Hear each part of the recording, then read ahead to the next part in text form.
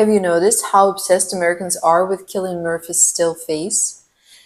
This calm face, which is quiet, a little bit contemptuous, very contained, and very beautiful.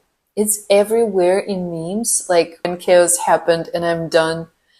So, of course, it's not about this actor, it's about our emotional burnout. I want to explain something important, and it's related to cultures, which differ in how meaning is communicated. Low context cultures like US have meaning living in words. So you explain yourself, you clarify what you mean, you say things directly, resolve ambiguity. And if something is not said, it often doesn't exist. High context cultures like Japan, Russia, meaning lives in context. So tone matters, facial expression matters, history. You do not explain as much because people are expected to read the room. Neither is better, but they regulate emotions very differently. And low context cultures do create exhaustion because emotional life becomes verbal labor. You don't just feel, you need to process, explain, repair. You don't just say no, you need to provide a paragraph. You can't pull away. You need to reassure everyone who is involved in that situation, which leads to a very specific burnout tied to constantly explaining yourself.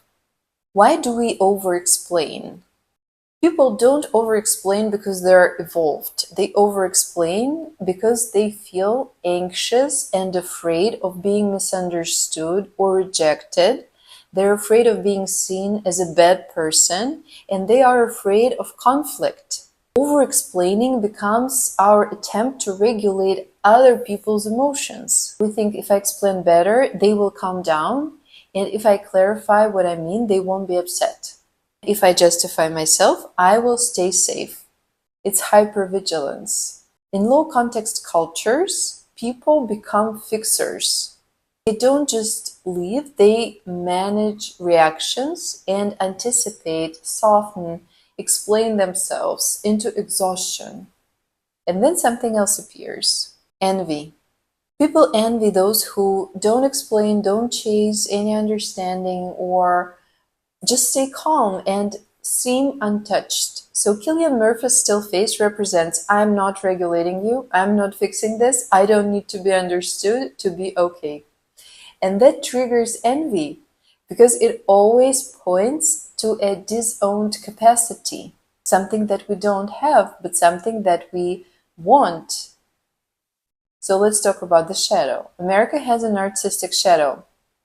This wounded self-regard, when worth becomes productivity, and people are constantly monitoring themselves, improving themselves, proving themselves. So the shadow is craving stillness, non-performance. And that is why calm looks so powerful and indifference and silence look like status. So the key distinction between emotional performance and regulation is performance. I want to show you that I'm regulated. And emotional regulation is I am actually regulated. No need to show it. So this still face looks unapologetic. Culture that is tied to explaining yourself all the time, the still face is like a revolution. So America isn't obsessed with that face because it's cold. It's obsessed because it represents boundaries, calm, and regulation, and no need for explaining yourself. So the question is, what would happen if you stopped explaining yourself and just trusted that your nervous system knows what it's doing? What would happen if you stop trying to prove that you are right, if you stop trying to improve yourself, if you stop living with the goal of becoming your best self, if you just start living? Let me know in comments if you think that there's too much pressure to be successful or perform or be the best version of yourself in the United States. I don't know if you watched this movie, Emily in Paris. I can say that I like this movie a lot, but there was one phrase when they said, in Europe, We work to live. And in America, you live to work. What do you think about it?